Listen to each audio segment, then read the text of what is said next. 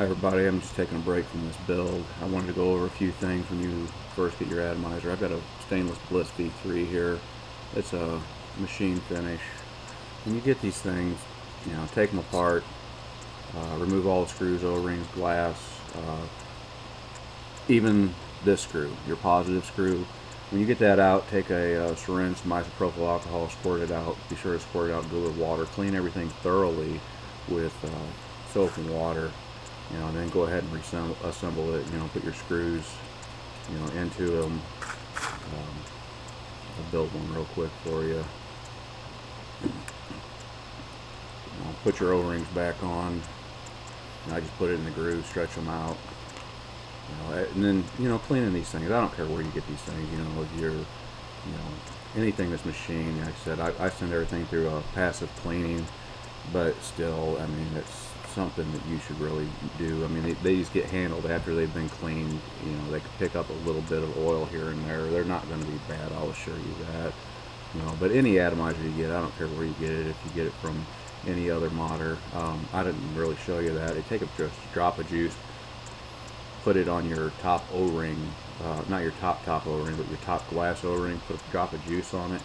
You put your glass on there, you spin it, and you push it down. It will aid in getting that on properly. The wrappers on these, they're smooth. That's as high as they need to be, just touching. And then you throw your top cap on, and everything should line up flawlessly. The titaniums are a little bit grabby. I'd recommend you can do it one of two ways. If this was my atomizer, the titaniums, you can basically tighten it and loosen it several times, and that will get the burrs around.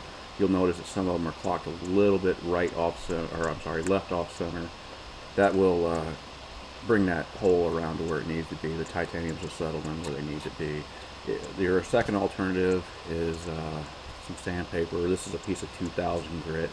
You can take these and lay this on a hard surface, and a couple scratches here and there, and then put it together, and it should line up. If you get one that's been altered, or you can use that sandpaper to realign the holes, and then once it's locked in, you should be good.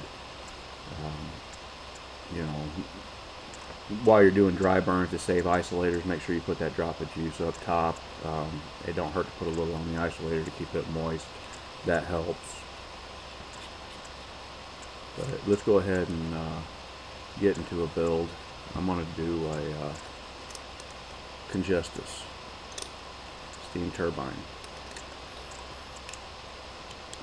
Fake Syndicate drip tip. I like them. That's all I use anymore. I got a line coming out, but for right now, Adam does pretty good work, so I'm really digging his drip tips. Minkies.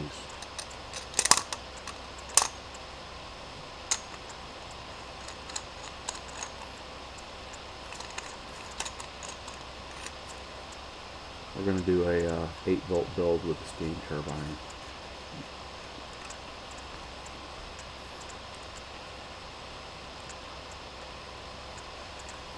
And let's see, I want it oriented like so.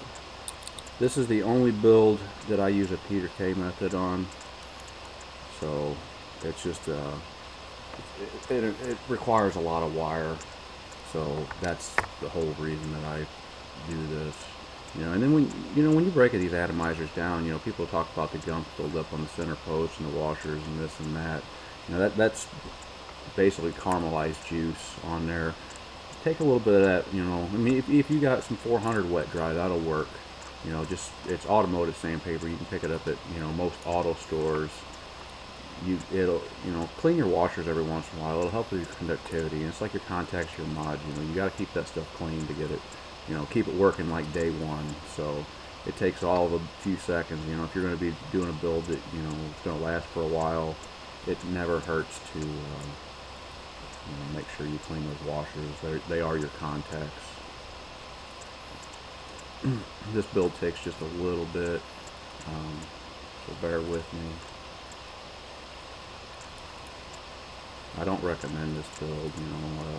the congestus is coming out. You know, I'm sure, you know, I'm not alone with these 8.4 volt builds, but you know, I do it with my GGs all the time.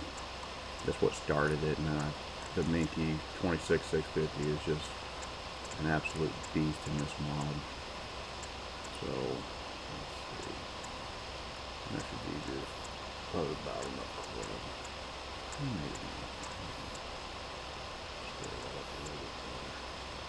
So make my first attachment.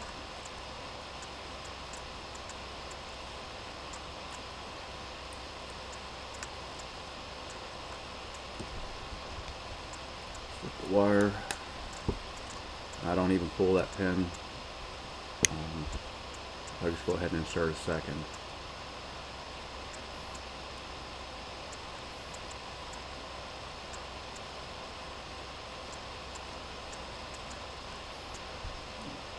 Tighten down my negative connection.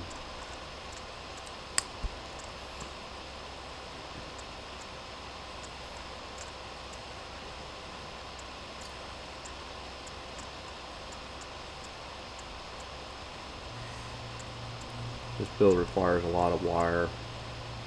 I use 28, 30 just really doesn't seem to last, and if you've got a hot spot it will short out. Usually pop a wire, so that's why I use 28. It requires about 20 wraps per side. I had this build out in California when I was out at Vape Revolution. A lot of people seen it. A lot of people got to play with it. It's actually a very, very impressive performer. I'll show you here in a little bit if I ever get this thing together.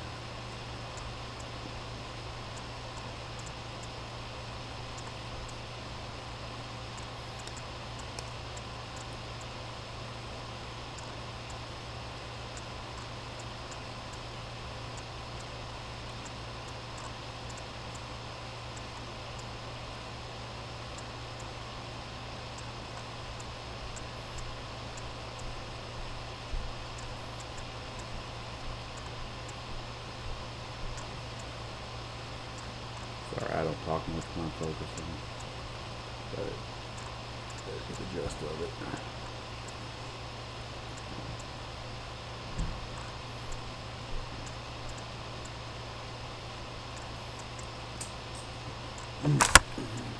Drop my screwdriver, and I need to go through here.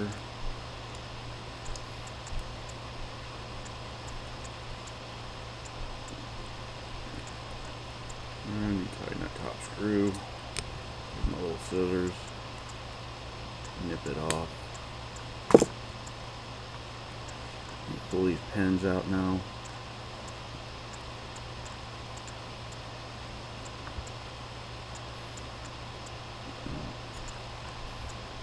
And see if it fires off. There's the coils. They light up quite bright. The way down. I'm gonna cut some mesh off. I don't really measure my mesh. I cut most mesh so ½ inch or so. These here are just gonna be a little bit bigger. I think they're around 5/8. I use a paper clip. I pre-oxidize my mesh also, but it's a given. It just seems to take the memory out of it and let you work with it a little bit better. I just roll it around the paper clip. It's a medium-sized paper clip. And go straight in with it. Like so. I'm gonna check this one here for hot spots. Actually, I'm gonna trim it to length a little bit. It's a little long. Take about 1/8 of an inch off. Use my paper clip to open that hole back up. I'm fond of the straw style wicks. I don't have a whole lot of luck with solid wicks. They just don't seem to keep up with me. This here is just a 325 mesh.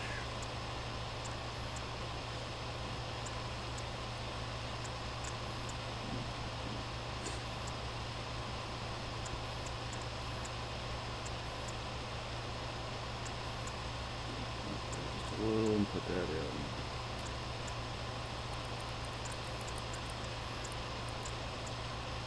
in. And it lights up without hot spots, so we'll go with the second wick.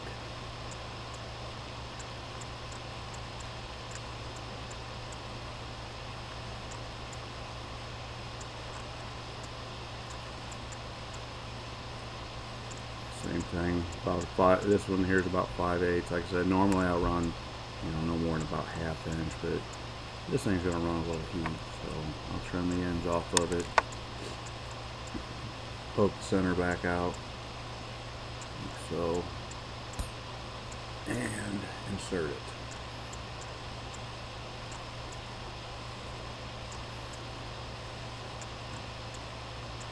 And my second one's in. A little hot spot there.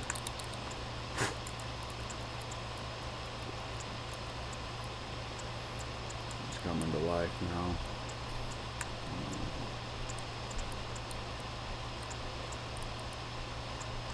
And we have a running coil. I'm gonna make sure I put a little drop on that center screw. The screw's not all that hot yet. The coils are hot. Juice can sit on top of it, so that post isn't getting hot enough to melt the isolator yet.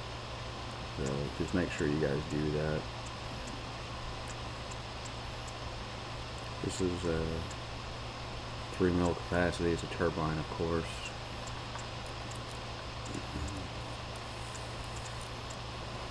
And she's running.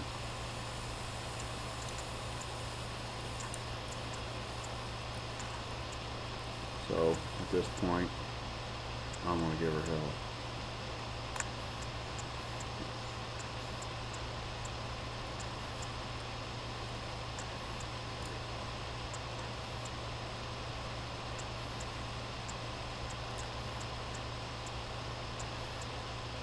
This is all stock too. I don't bore out my air holes. That's kind of what I like, is steam turbine's got a nice draw on it.